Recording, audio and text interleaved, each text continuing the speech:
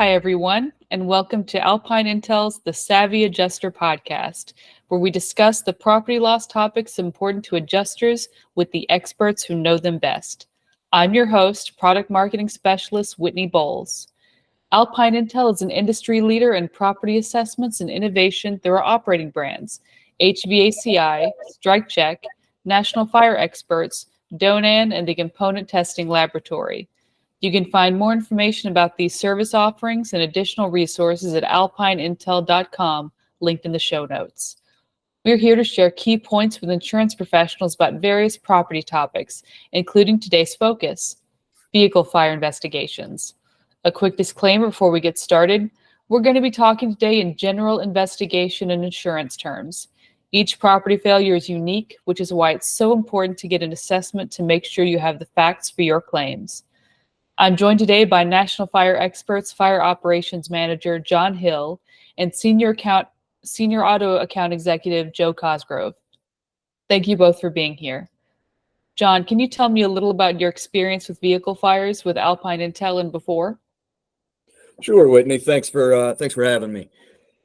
I spent about 15 years fighting fires, and so I got to witness firsthand how a vehicle fire behaves while it's burning. And I've been with Donan and Alpine for almost 16 years now. I started this career in Atlanta and traveled all over the South conducting fire investigations. So I had the opportunity to conduct hundreds of vehicle fire investigations of all types, from golf carts and passenger vehicles to semi-trucks, farming equipment, construction equipment, and even a locomotive.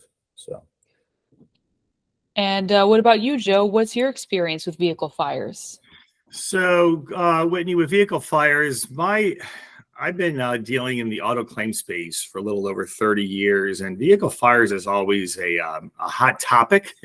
not to put a pun in there, but what I've seen and learned throughout the years is that insurance carriers really want an expert. They want someone that can go out there and really identify what happened to this vehicle before they make a claim payout. There are a good number of insurance carriers that don't have that expertise, and they're relying on someone like us.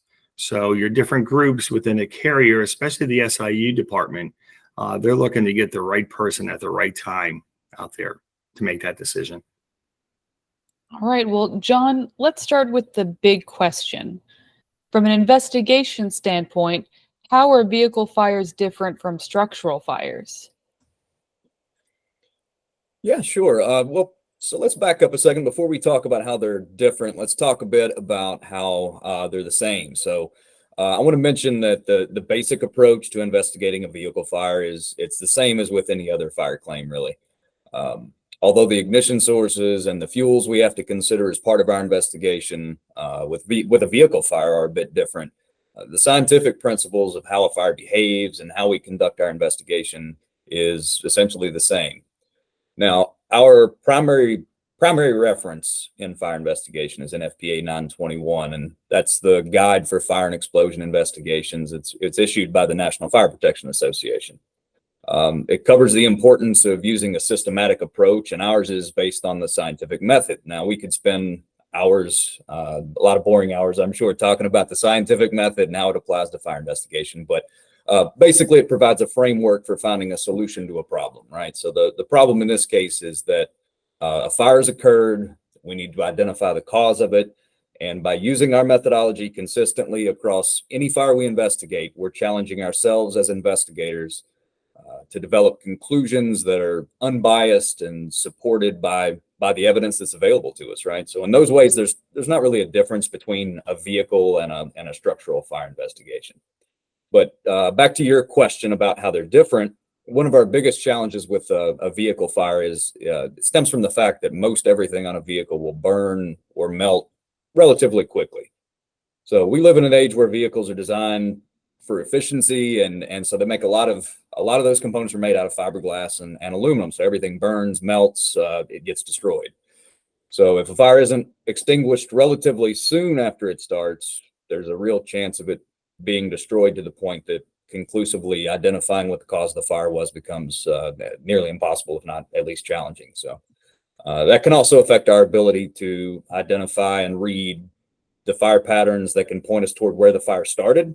And when a component on a vehicle is fire damaged, or it might display a really nice fire pattern early on in the life cycle of the fire, but later, once that component gets destroyed or melted down, the patterns go along with it, or the patterns go away with it. They're eliminated also. So, and then finally, another thing that really makes them different is the high number of ignition sources that we find in a relatively compact space. So when you think about a typical living room in a house and the things that could start a fire there, you might have to only consider a handful of possible causes, right? But let's say with an engine compartment fire on a vehicle, you have to consider dozens of ignition sources all in a really small area, maybe the size of a beach ball. So all those factors make it pretty challenging, or at least different from a structure fire. And Joe, how might auto fires be different from an adjuster's perspective? Yeah, that's a good question, Whitney. Let's go back, like John said. There's about half of the total fires compared to maybe a home, a residential or commercial property. So there's not a lot of vehicle fires per se. And contrary to belief, most of the vehicle fires are not caused by accidents, right? So there's a mechanical failure. And as John was saying, there's some source there, a fuel source or fuel lines. So the different type of adjusters that are handling these fire claims, typically it gets escalated right to the SIU department to see if there are any red flags on this. The big part is, if it is mechanical, was there work done on that vehicle prior? Because if there was, there's subrogation potential then. All right, and that's a whole other avenue. But again, from the insurance point of view with it, it's not your typical collision claim. A fire is something separate. More than likely, it's not going to be caused by an accident. Any type of red flags that would be alerted or brought up, again, the carrier would want to get an expert out there, as John was saying, to find out what that ignition source was.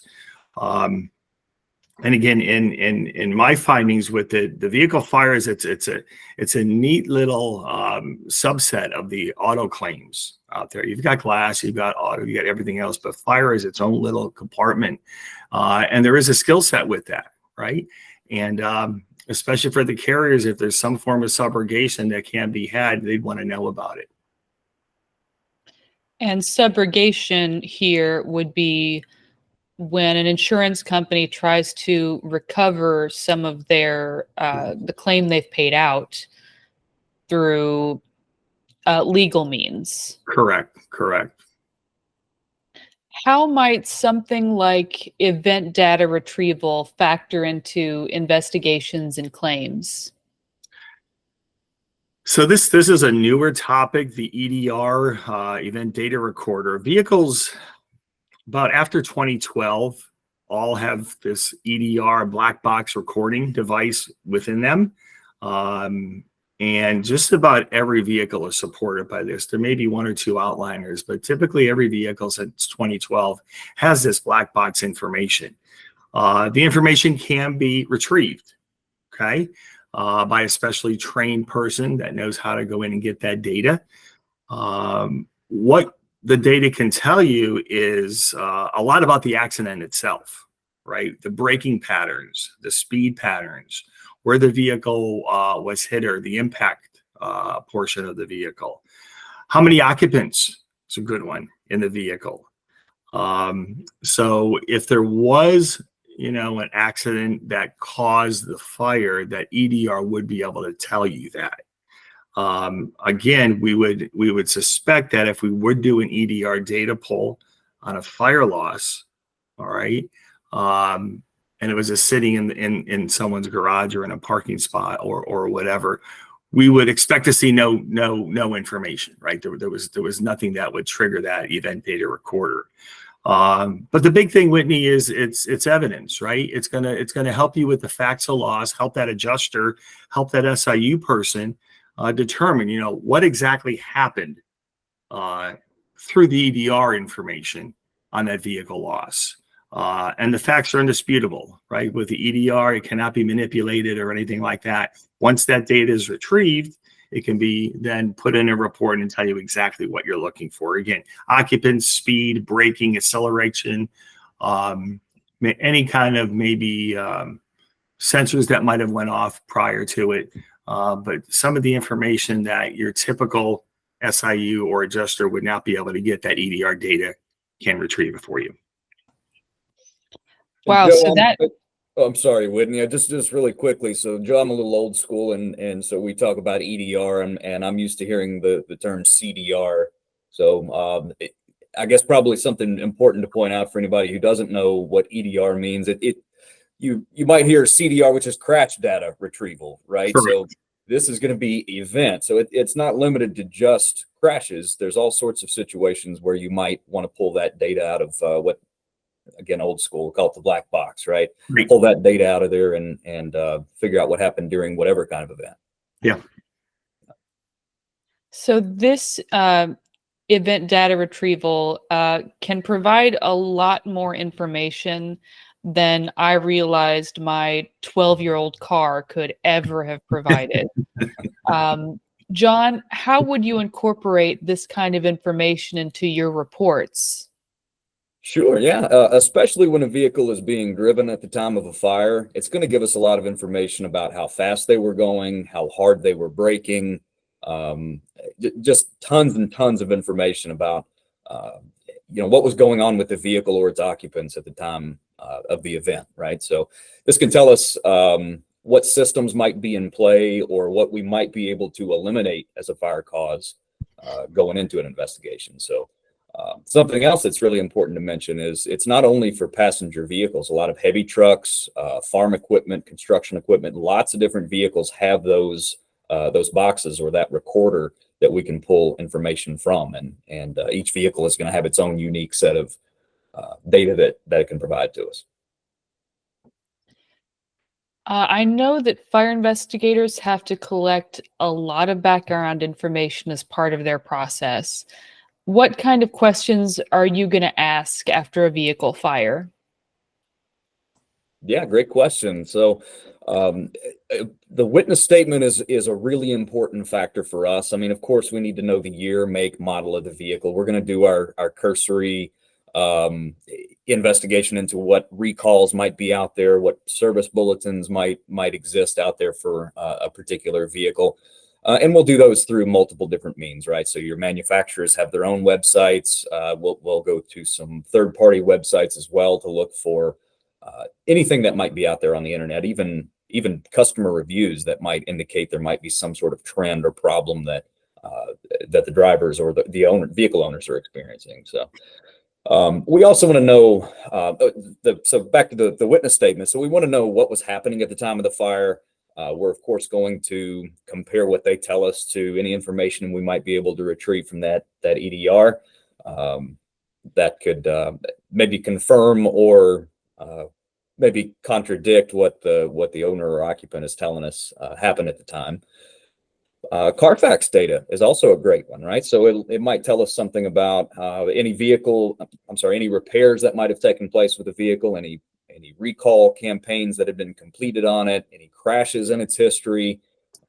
On the topic of crashes, hey, we want to know, has there been an accident? Has it been damaged in the past several years of its life? That might tell us something about either something that might have been damaged, something that was replaced, or some sort of repairs or maintenance work that was done that could point us in a particular direction when it comes to identifying what might have caused the fire. So all those are very important pieces of information that are going to be asked on almost every fire that we investigate on a vehicle. So things like previous repairs, maybe if they're not, done correctly, they might lead to an issue in the future.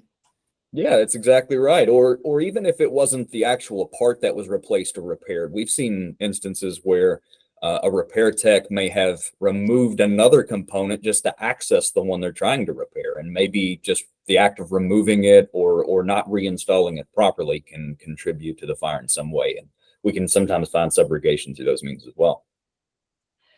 What are some other common causes of vehicle fires? Sure. Well, there are as many as you could possibly think of, right? So we do see a ton of hot surface ignition related fires. So when you think about an engine, especially, you've got lots of surfaces under that hood that create enough heat to ignite and burn lots of different things, especially your lightweight combustibles, your fuels and oils, and your typical fluids that you would find in a vehicle. So you've got rubbers and plastics and combustible fluids in there. If any of those touch any of those hot surfaces that are capable of igniting them, I mean, it's off to the races at that point, right? So we see lots of electrical issues, of course, both in the engine compartment, passenger compartment. There are a couple of vehicle manufacturers we won't have to mention in this discussion here, but we've seen a trend with some engine compartment failures in particular manufacturers these days as well. And that's a hot topic now. There's lots of recalls out on those. Joe, we've kind of touched on subrogation a few times in this discussion. What sort of parties are likely to be interested in the vehicle fire that might be involved in the subrogation? Yeah, there's a handful out there. I mean, the owner itself, right? We really didn't discuss insurance fraud, but again, the carriers are looking to get an expert to find out exactly what happened to that vehicle, right? We all know there's insurance fraud out there. So the owner himself, whatever that statement said, is it factual? Maybe the leasing company, if the vehicle is leased, or the co-borrower, if there's a bank involved. Different attorneys, they could be attorney repped. The service department, as John was talking about, if you've got an oil change company that forgot to tighten the drain plug on the oil pan, there's a host of them out there. But it all starts with that statement from the vehicle owner. What exactly happened? And then match the facts up against what that investigation that John and his group can do, and then see if there are any red flags about that. Because if there aren't, and there were mechanical repairs done on that vehicle within a few weeks or a few months, whatever, there may be discourse to go, see exactly what happened and who did the repairs and how they did the repairs. So there's a handful out there. All right. So, John, you're on site with the vehicle. What are you going to be looking at? Sure. We're going to start just like we would with any other fire investigation, right? So we talked about our scientific approach, our methodology. And so I'm going to start by working from the outside into the vehicle. I'm going to look at the most fire damaged areas compared to the least fire damaged areas. And we're going to systematically go from, it depends. It varies fire investigator to fire investigator, but a lot of us go counterclockwise. So I'll start at the front exterior and I'll work my way counterclockwise around the outside. And we'll look at the undercarriage. We'll look at the top. We'll look at all the different, the hood, the trunk, everything, all the doors. And then we're going to move to the inside, working again, like I said, from most damage to least damage. So that could be in the trunk space, or it could be in the engine compartment or the passenger compartment, right? So we're just going to take a 30,000 foot view. We're going to start with a very general, broad approach, look at everything. What do the general fire patterns tell me? And then you're going to start honing in on where the fire patterns are, and the witness statements, of course, are telling you where that fire was located near the beginning of the fire event, right? So we're going to be checking fluids. We'll check levels of fluids. We're going to see if maybe there was too much or maybe too little. That could tell us something about the maintenance of the vehicle. Maybe someone overfilled some fluids. Back to that hot surface ignition we talked about. If you have too much oil in your engine and you're driving around, you get that oil hot, it can start to we call it burp out onto the exhaust manifold, right? So we're looking at those possibilities, and let's say the fluids are too low. Well, was there a leak? Was it pre or post fire? We're looking at those sort of things. And then we go to the electrical system. We'll start with the battery or our power source for the whole thing, and then we're going to trace all of the circuits over to the alternator and the power distribution center, and So it's all about a systematic approach where you take the same approach every time. You're looking at the same stuff consistently, so as to try to eliminate any ideas or any preconceived notions about what might have caused the fire. The real goal is to look at everything that could have caused the fire and eliminate everything that didn't. So hopefully you're left with just that one thing. Very Sherlock Holmes of you. Joe, when the adjuster goes out and starts responding to the claim, what sort of red flags do they need to be watching out for that says, I really need to get an expert out here to tell me what's going on? Yeah, and right off the bat, it's the facts of loss, right? The story changes. It doesn't match up with maybe a police report. There's inconsistencies. That's the big word, right? It's something it doesn't make sense. Everything doesn't equal up. And at that point, it typically escalates to maybe an SIU person within that insurance carrier. And then either the adjuster, along with the SIU, will get a company, out there, one of the experts out there, to really find out exactly what happened. It's all well and good to just go by what the insured said, the vehicle owner said. But again, the carriers want to make sure that everything is factual. So that's the number one thing that just doesn't add up. The facts of loss are inconsistent. We've sort of mentioned that it's crucial to get someone out, but why do they need to do that as quickly as possible? Why can't an insurance professional just kind of sit on it for a while? Yeah, I mean, anything can happen, right? The vehicle can be moved. Other people are looking at the vehicle. Parts can be taken off of it. I've seen this happen time and time again at a salvage yard. The vehicle's got to be towed, right? And who's doing that towing? Oh, how are they doing it? That entire vehicle is evidence. Everything around it, everything about it. You get multiple people involved with that loss, the towing company, the salvage yard, a body shop. Things can happen, things can change, things can disappear, right? And then your whole case is spoiled. So the best thing to do is, if there is an inconsistency, get an expert right away. Especially if your loss is large. A lot of vehicles or older vehicles have the vehicle fires. Maybe the loss isn't that large that you would need it, but typically your vehicles today, they're averaging $20,000, $30,000, $40,000, and you need an expert out there for it. Yeah, a lot has changed in the industry over the last few years. Yes. What are some of the reasons that vehicles might be higher and higher ticket items than they used to be? Yeah, I mean, I could address real quick, Chine. I mean, we talked a few days ago about the EVs versus ICE vehicles, right? EVs are making a strong, come here in the United States. There's about 3 million of them. And to your point, there's really not a lot of, right, hoses and fuel and brake lines and all that with it, right? It's just one battery. So the more the EVs come on the circuit, I would see, that transition is going to take place. Now, the EVs have their own problem. It's a whole other separate topic, right, with the lithium-ion batteries and things like that.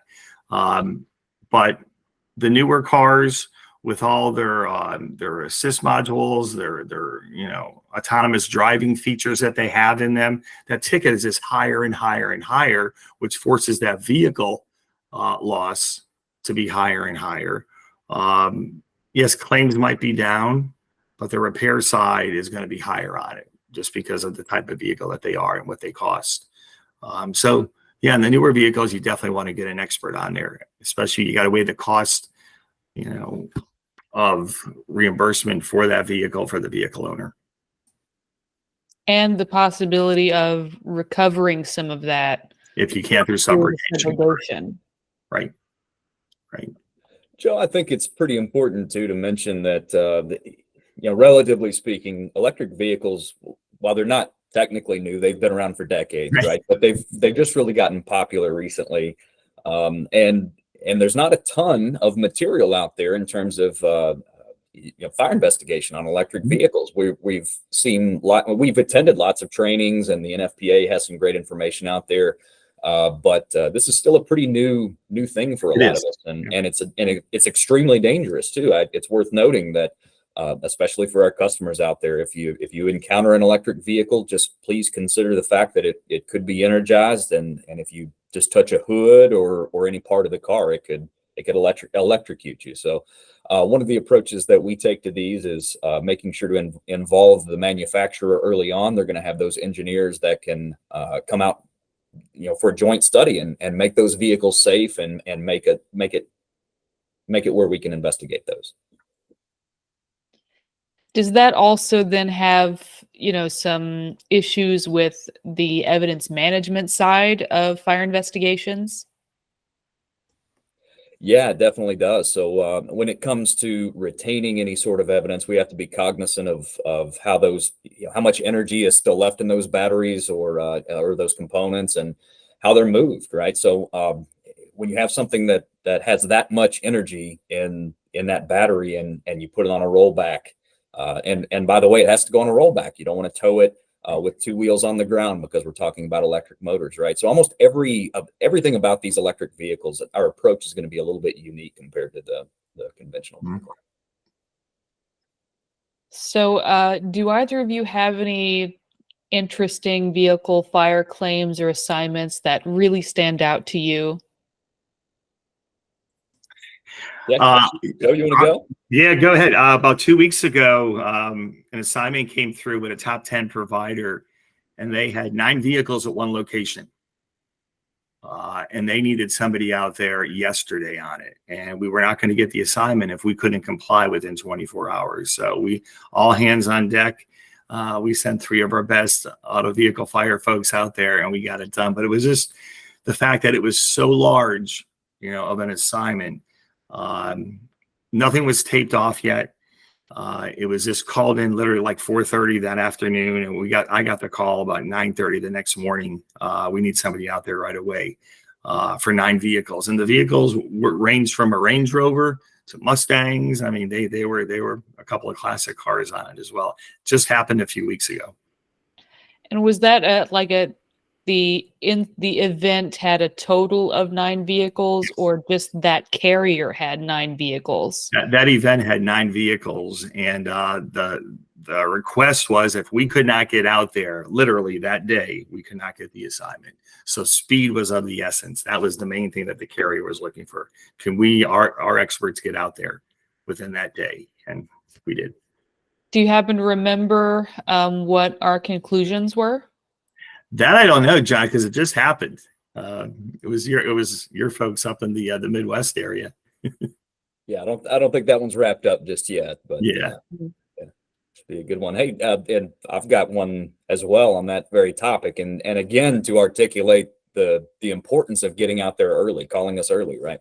I had one this just a few years ago where the vehicle was parked in a garage. I felt some pretty decent subrogation opportunities, but we were going to have to, in this case, eliminate the vehicle, which I was confident at that point didn't start the fire, but that something near it started the fire.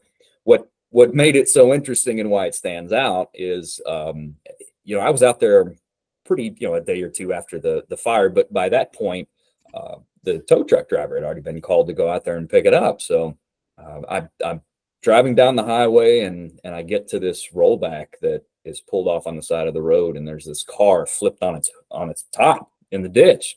Turns out that was my vehicle, but the tow truck driver didn't strap it down. He took a curve a little too fast. It rolled the vehicle right off the back of the rollback and over the hill there into the ditch. So it just kind of destroyed any possibility of subrogation for us, because these car parts were all over the highway, and it was in multiple pieces now. And so in that case, while I was confident the vehicle didn't start the fire, we really needed all that evidence together in the the way that it was, so that we could show that. And so that was a rough one. So get us out there soon, and if you can't, or if you don't have to move the vehicle, it's best to leave it in place. Another really neat one was it's probably 8 or 10 years ago, I guess. There was a garbage truck that, come to find out, had thrown a piston rod. And the driver said he pulled up to a stop sign. The truck started running really rough. There was black smoke pouring out the back, and then before you know it, he jumps out to go take a look, and the underneath the truck, there's this huge fire that's rolling out from under both sides, and he didn't know what was going on. He didn't understand how it happened so quickly, and come to find out, the engine had been completely overhauled by a third party, an outside shop. So we had some subrogation potential there. Had a joint study, brought a mechanical engineer in. I tore down the engine in the presence of the folks who rebuilt that engine, and we were able to show that the tie rod had broken, and basically there was one whole piston that wasn't working, and all that unburned fuel from that piston was getting pushed through the turbocharger and out the back of the exhaust. Well, it was being ignited inside that exhaust system, and then once it got to open air, that hot fuel air mixture was able to basically ignite once it got enough oxygen. So it was a really cool one. Have you ever like really had to put on your Sherlock Holmes deerstalker hat and really dig into what was going on, because it just took a lot of effort to figure out what was the real cause and why? Yeah, definitely. When it comes to vehicles, again, there's a lot of stuff that can cause a fire, and usually, if they're not caught early, the fire's usually pretty bad. They're burned pretty severely. So, again, with the scientific method, we have to show that we've considered all possibilities. So, even in the case where it's pretty clear what might have happened, we still have to go through the motions of eliminating everything that didn't cause the fire, because we conduct every fire investigation as if it's going to court. So we have to be prepared to explain our findings to the jury and how we were able to eliminate everything else, and then just come up with that one item. So even on a simple fire, we're oftentimes disassembling engines or car parts, and we have to show what didn't cause the fire as much as we do what did cause the fire. So I guess to answer your question, yeah, on most of them, we have to put on our thinking caps a little more than maybe we would with other fires. And Joe, is it possible that, some adjusters might be looking at the vehicle fire on their desk and think, I don't really need to get a specialist out there. I think it's pretty obvious. Do you have anything that you would say to that person?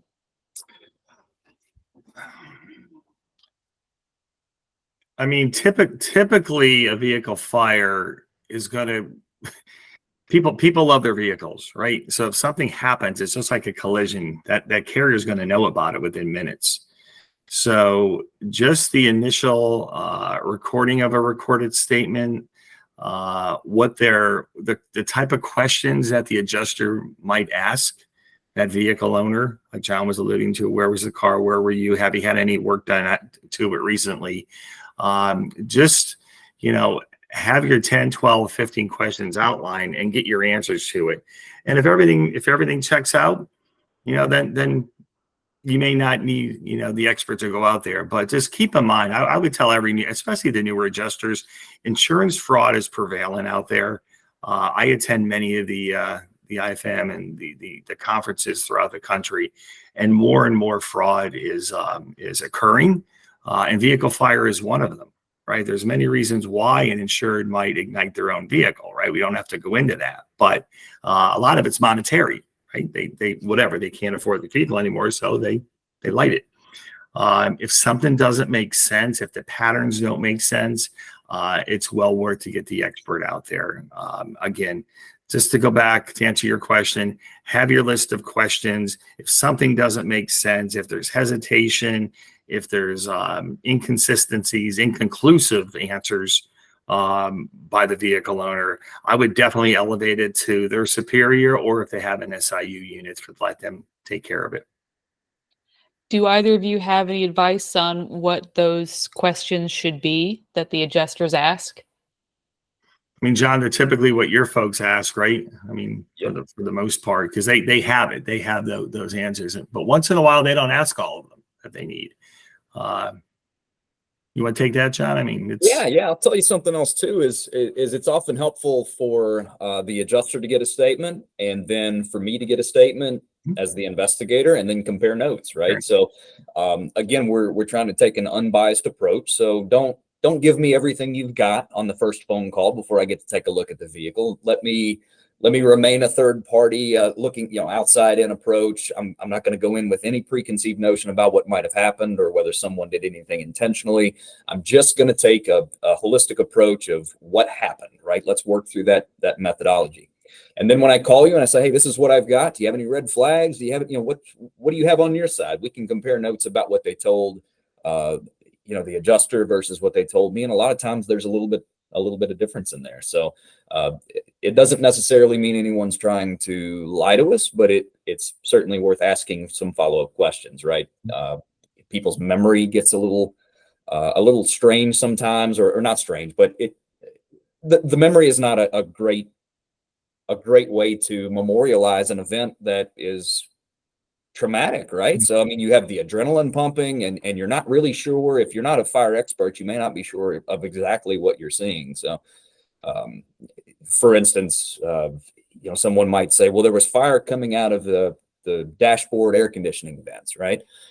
Well, that doesn't necessarily mean the fire started in the dashboard. It could have started in the engine compartment, but because you're driving down the road or because the fire spread, now it's coming through the vents. It doesn't mean that the driver is lying to anyone. They're just telling you what they saw. And so it may or may not be pertinent to our investigation. It may or may not give us all the answers about what caused the fire, but we definitely want to always take that information.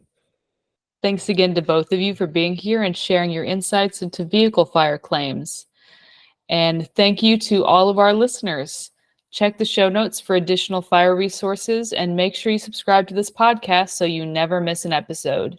And if you have any property claims that need assessments, head over to alpineintel.com, submit an assignment, or get more details about how our suite of services can bring you the answers you need to feel confident about your settlement decisions.